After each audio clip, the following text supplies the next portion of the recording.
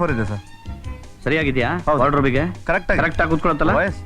ಇಲ್ಲಿ ವಾರ್ಡ್ರೋಬ್ ಮಾಡಿಸ್ತಿದ್ದೀಯ? ಹೌದು ರಾಮರಾಯರೇ. ಬುದ್ಧಿ ಇಲ್ಲ ನಿನಗೆ. ಇಲ್ಲೊಂದು ಶೋ ಕೇಸ್ ಮಾಡಿಸ್ಬೇಕು.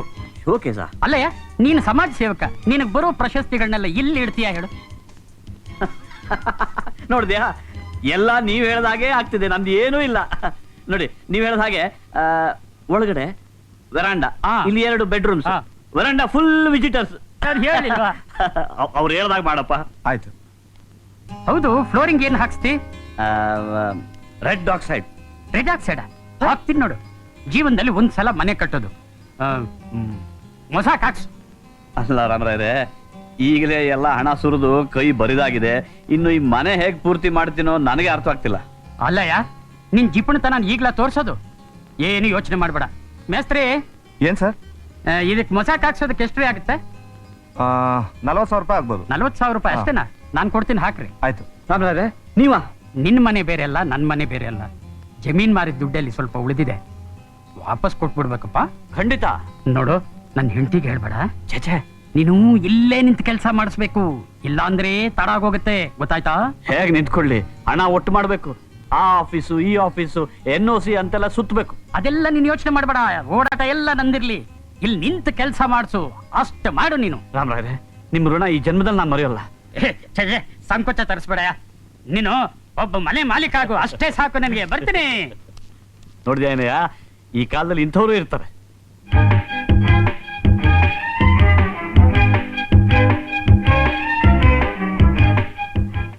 ರಸ್ತೆ ಅಪಘಾತದಲ್ಲಿ 5 ಸಾವು, ಸದನದಲ್ಲಿ ಕೇಳಿಸಿದ್ದು. ಗೃಹ ಮಂಡಳಿ ಅಧ್ಯಕ್ಷರು ಸಸ್ಪೆಂಡ್. ಏ ಸರೋಜಾ, ಸರೋಜಾ ಬಂದೆಯ? ನೋಡ್ದೇನೆ ಏನ್ ಬಂದಿದೆ ಪೇಪರ್ನಲ್ಲಿ? ನಾನು ಅನ್ಕೊಂಡಂಗೆ ಆಗೋಯ್ತಲ್ಲಿ. ಏನ್ರಿ ಅದು? ಗೃಹ ಮಂಡಳಿ ಅಧ್ಯಕ್ಷರು ಲಂಚ ಪಡೆದ ಕಾರಣ ಸಸ್ಪೆಂಡ್ ಮಾಡಲಾಗಿದೆ.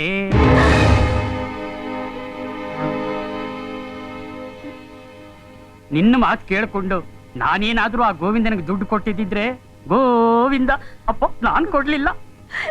ಕ್ಷಮಿಸ್ಬಿಡ್ರಿ, ಆ ಅಧ್ಯಕ್ಷ ಸಸ್ಪೆಂಡ್ ಆದ್ರೆ ಹತ್ಕೊಂಡು ನೀನ್ ಯಾಕೆ ನನ್ ಕಾಲು ಹಿಡಿತಿದ್ದಿ?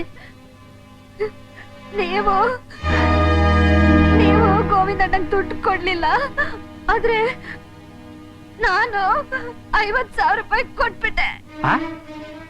50,000ನಾ? ನಿನಗೆಲ್ಲಿಂದ ಬಂತ ಅಷ್ಟೊಂದು ಹಣ? ನೀವಂತೂ ದುಡ್ಡು ಕೊಡ್ಲಿಲ್ಲ, ಸ್ವಂತ ಮನೆ ಮಾಡ್ಕೊಳ್ಳೇಬೇಕು ಅನ್ನೋ ಕೆಟ್ಟ ಹಠ ನನಗೂ ಬಂದ್ಬಿಡ್ತು ರೀ.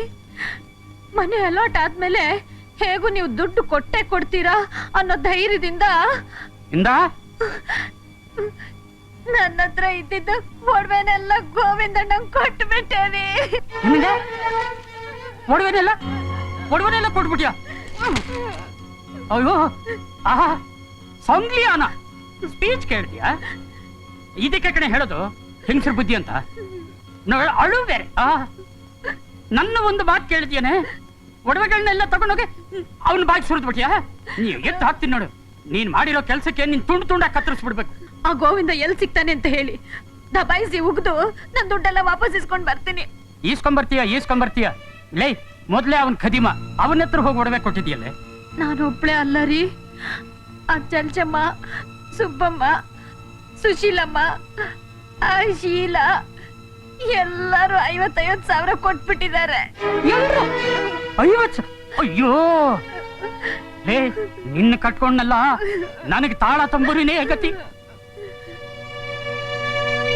ಹೌದು ರೀ, ಕೋತಿ ತಾನ್ ಕೆಡೋದಲ್ದೆ ವನನೆಲ್ಲ ಕೆಡಿಸ್ತು ಅನ್ನೋ ಹಾಗೆ ಸರೋಜ ತಾನ್ ಹಾಳಾಗೋದಲ್ದೆ ನಮ್ಮನ್ನೆಲ್ಲ ಹಾಳು ಮಾಡ್ಬಿಟ್ಲು ರೀ. ನೆರೆ ಹೊರೆಯವ್ರ ಭಯ ಇಲ್ಲ, ಗಂಡನ ಭಯ ಅಂತೂ ಮೊದ್ಲೇ ಇಲ್ಲ. ನಿನ್ ಬುದ್ಧಿಗೆ ಏನೋಗಿತ್ತೆ? ನಾನು ದೊಡ್ಡ ಅಲ್ಲ ದಡ್ಡ. ಆ ನನ್ ಮಗ ಪಿಟೀಲ್ ಹೇಳ್ದ, ನೀನು ಗೌರ್ಮೆಂಟ್ ನೌಕರಿ ಇಲ್ದಿಯಾ ಮಗನೇ, ನಿನ್ನ ಹೆಸರು ದುಡ್ಡಿದ್ರೆ ಇನ್ಕಮ್ ಟ್ಯಾಕ್ಸ್ ರೈಡ್ ಮಾಡ್ಬಿಡ್ತಾರೆ, ನಿನ್ನ ಹೆಂಡತಿ ಹೆಸರು ಬದಲಾಯಿಸ್ಬಿಡು, ಮಹಾ ಸೇಫ್ ಆಗಿರ್ತೀಯ ಅಂತ. ಆಯ್ತಲ್ಲೇ ಸೇಫು, ಸೇವ್ ಆಯ್ತು ಸೇವು. ಮತ್ತೆ ನಾನು 50,000 ರೂಪಾಯಿ ಸಂಪಾದನೆ ಮಾಡಕ್ಕೆ ಎಷ್ಟು ಕಷ್ಟ ಪಡಬೇಕು ಅಂತ ಗೊತ್ತಾ ನಿನ್ಗೆ? ಗೊತ್ತು ರೀ, ನೀವಂತೂ ಮನೆ ಅಂತ ಆಸಕ್ತಿ ತೋರಿಸ್ಲಿಲ್ಲ, ನಾನಾದ್ರೂ ಸಾಕ್ಷಿ ತೋರಿಸ್ಬೇಕು ಅಂತ ದುರಾಸೆ ಪಟ್ಬಿಟ್ಟೆ. ನಿನ್ ದುರಾಸೆ ಫಲ ಈಗ ನಾನು ಅನುಭವಿಸ್ಬೇಕಾಗಿದೆಯಲ್ಲೇ. ಓಹೋ ಅದಕ್ಕೆನಾ 21 ವರ್ಷ ಆಗೋರ್ಗು ಮದುವೆ ಮಾಡಬಾರ್ದು, ದೂರದರ್ಶನಲ್ಲಿ ತೋರಿಸ್ತಾವ್ರೆ ಅಂತ ಹೇಳಿ ಇಲ್ಲದ ಪುಂಗಾಡಿ ಊದ್ಬಿಟ್ಟು ಬಂದಿ ಸಂಬಂಧನೆಲ್ಲ ನುಂಗ್ ನೀರ್ ಕುಡ್ದಿತ್ತು. ನನ್ನನ್ನು ಕ್ಷಮಿಸ್ಬಿಡ್ರಿ. ಇನ್ನ ಕ್ಷಮಿಸದಂಗಿರ್ಲಿ. ನಿನ್ ಕೈಲಿ ದುಡ್ಡಿನ ಪಾರ್ಪತ್ತೆ ಕೊಟ್ಟೆ ನೋಡಿ, ನನ್ ನಾಳೆ ಎಕಡೆ ತಗೊಂಡ್ ನಾನೇ ಪಡ್ಕೋಬೇಕು. ಏನಂದ್ರೆ ಏನು ರಾತ್ರಿ ಮನೆಗ್ ಬೇಗ ಬಂದ್ಬಿಡಿ. ಯಾಕೋ? ಗಸಗಸೆ ಪಾಯಸ ಮಾಡಿರ್ತೀನಿ. ಓಹೋ, ನೀನು ಮೂತಿಗೆ ಗಸಗಸೆ ಪಾಯಸ ಬೇರೆ ಕೇಳು. ನೀನ್ ಮಾಡಿರೋ ಕೆಲ್ಸಕ್ಕೆ ಆಗ್ಲೇ 85% ನಿಶಾ ಕಿಕ್ ಎತ್ಬಿಟ್ಟೈತೆ.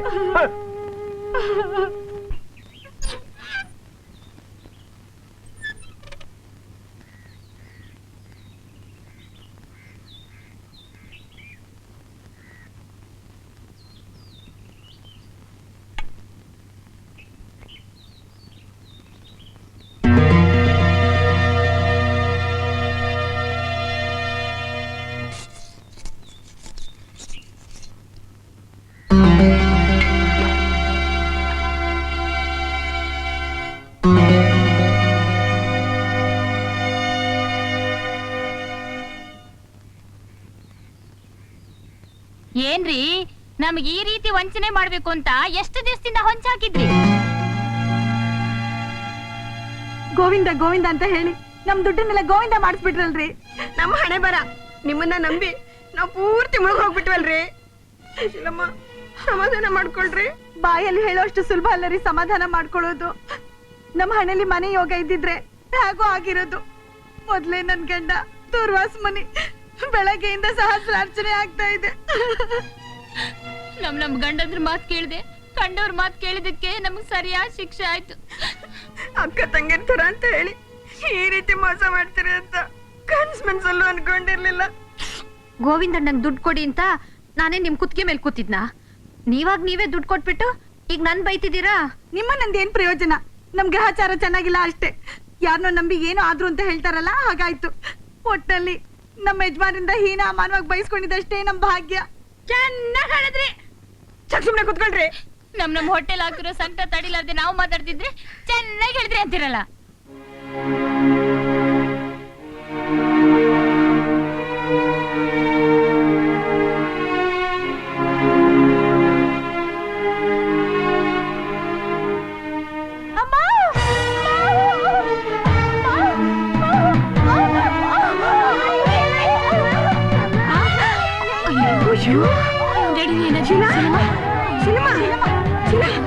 ಏನಾಯ್ತಮ್ಮ?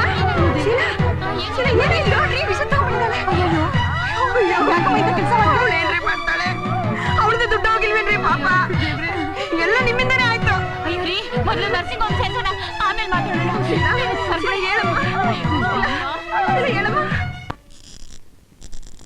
ಶೀಲಾ ಹೇಗಿದ್ದಾಳೆ ಡಾಕ್ಟ್ರೆ? ಸದ್ಯ ಟೈಮಿಗೆ ಸರಿಯಾಗಿ ಕರ್ಕೊಂಡ್ ಬಂದ್ರಲ್ಲ. ಪಾಯ್ಸನ್ ರಿಮೂವ್ ಮಾಡಿದೀನಿ. Now she is all right. ನಾವು ನೋಡ್ಬೋದಾ? ಓ ಶ್ಯೂರ್, ಹೋಗ್ ನೋಡಿ.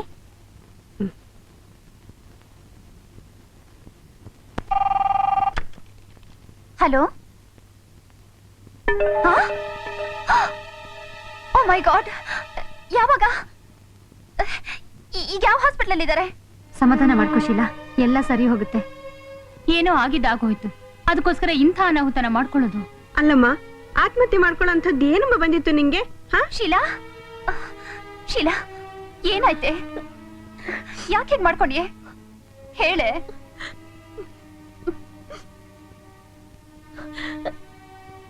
4 ಜನದ ಹಾಗೆ ನನಗೂ ಸ್ವಂತ ಮನೆ ಮಾಡ್ಕೋಬೇಕು ಅನ್ನೋ ಆಸೆಯಿಂದ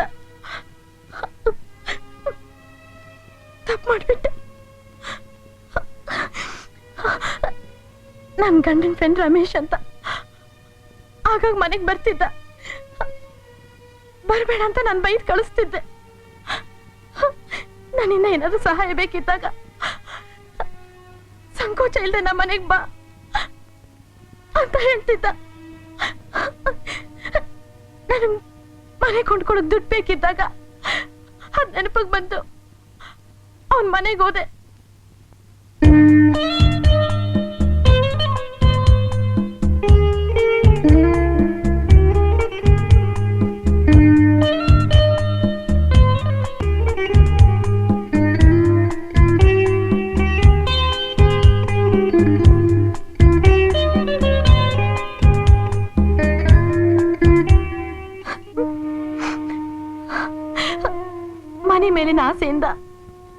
50,000 ರೂಪಾಯಿ ತಂದು ಗೋವಿಂದಣ್ಣನ್ ಕೇಳ್ಕೊಟ್ಟೆ.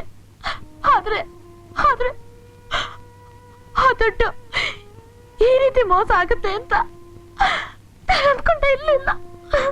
ಯಾರ ಗೋವಿಂದ? ಅವನು ನಮ್ಮ ಯಜಮಾನ್ರ ಸಂಬಂಧಿಕ.